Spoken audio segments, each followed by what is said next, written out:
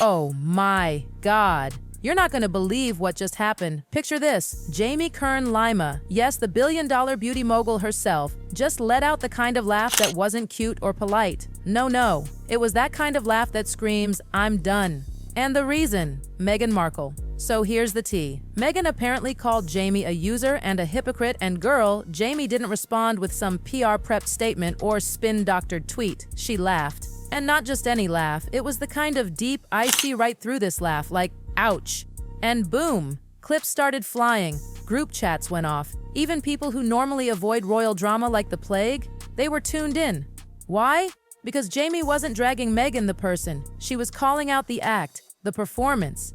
And baby, she's got receipts, and they're not printed on pretty paper. They're written in life scars. Jamie isn't your average influencer. This woman showed her real rosacea on live TV when everyone told her to hide it. The beauty industry tried to silence her, but she didn't flinch. She pushed forward, got rejected left and right, and then boom, a billion-dollar brand. Yeah, with a B. You don't get there by being fake. So when Jamie laughed at Meghan's latest storyline, it wasn't shade thrown in the dark. It was a well-earned verdict from someone who's crawled through rejection and didn't need to play victim to win. Let's talk about why that laugh cut so deep. You see, Jamie's always believed that empowerment means lifting others as you climb. But Meghan, according to Jamie, and now half of Hollywood, she's just rewriting the empowerment playbook so the spotlight stays right on her. It's always the same story. Misunderstood, mistreated, misquoted, but still the main character in every single scene. Jamie, she's over it. And honestly, so is everyone else. She sees the pattern. Meghan's apologies, always someone else's fault. Bridges, used until burned. Emotions, cue the tears right on time. And what's wild is, Jamie isn't out here hunting for clout. She doesn't need the attention. She doesn't need Hollywood parties. She's already made it. What she does care about? The message. Because when Meghan uses the language of empowerment just to twist it into another victim saga, it doesn't help women. It drains us. And let's be real,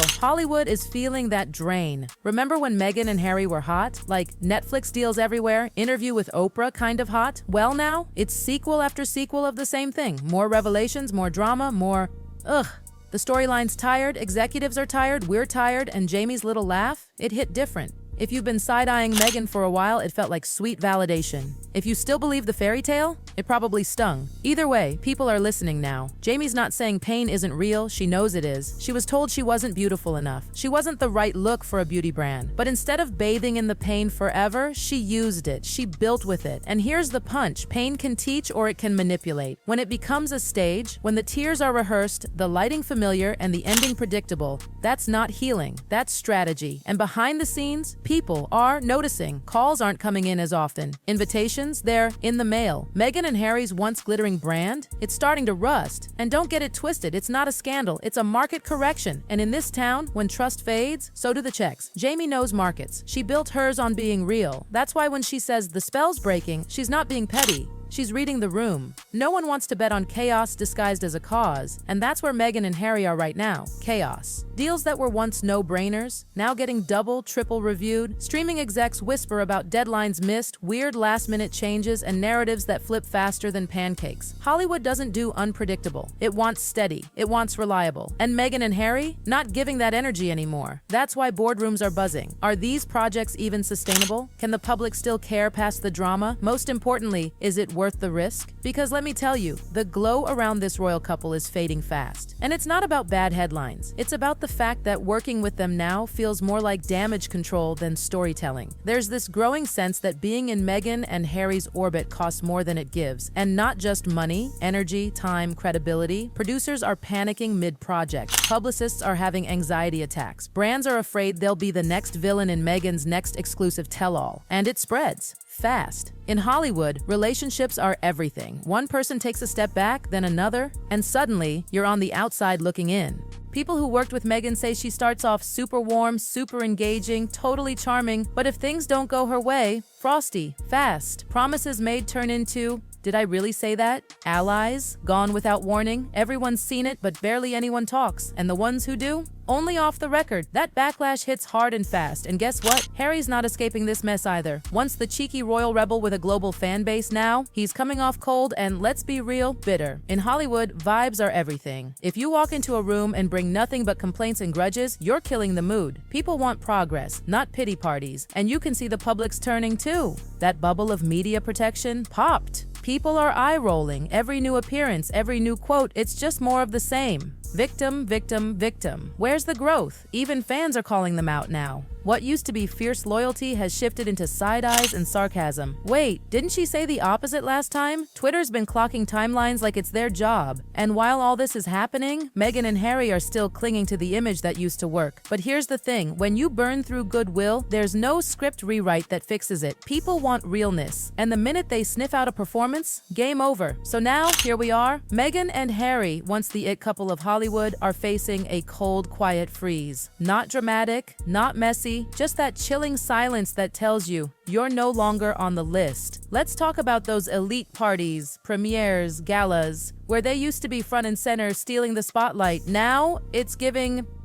crickets. Not because invitations were torn up in protest, they just stopped arriving. And in Hollywood, silence isn't nothing. It's everything. See, this town doesn't do confrontations. It does distance. And Meghan and Harry? People are stepping back slowly, like backing away from a candle that's burning a little too hot. Nobody wants to say it out loud, but they're all thinking it. We're not touching that drama anymore. The couple used to command attention.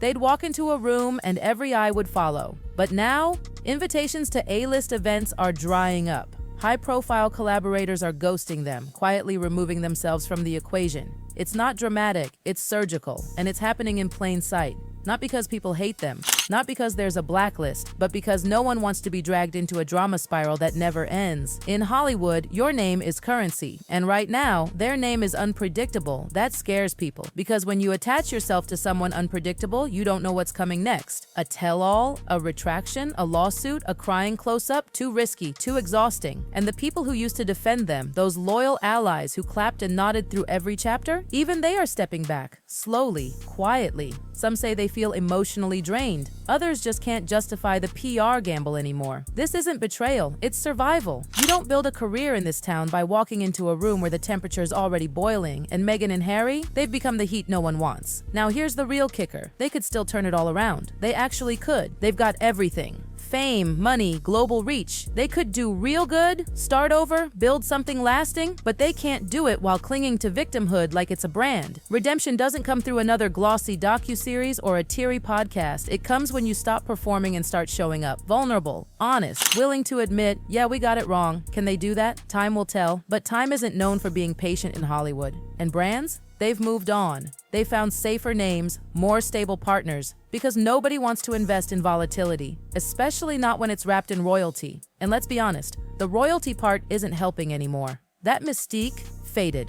People aren't enchanted. They're cynical. They're asking, what else do they want from us? That once powerful narrative of breaking free from the institution now feels like a tired headline on repeat. And behind that, Meghan and Harry just seem stuck in the same story, still fighting the same war. But the world's attention has shifted. There's a new season, a new scandal, a new cause. And in Hollywood, relevance is rented, not owned. That's what Jamie Kern Lima gets. That's why her laugh echoed so loud. It wasn't just a personal reaction. It was the industry's pulse, finally spoken out loud. Because let's be clear, Jamie didn't need to comment. She has her empire. She's mentoring women, investing in businesses, living proof that you don't have to wear your pain like a permanent costume. You learn from it, you evolve, and you keep it real.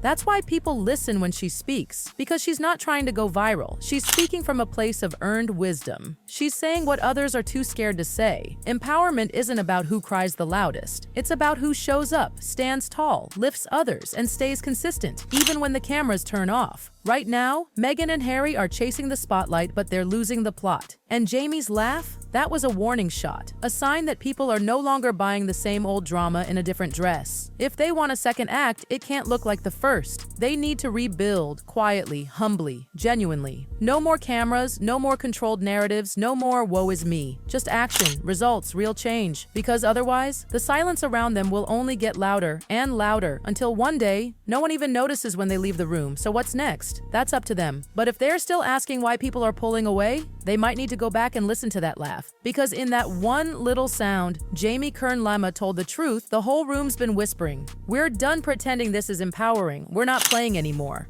And that's the real royal reckoning. Real royal.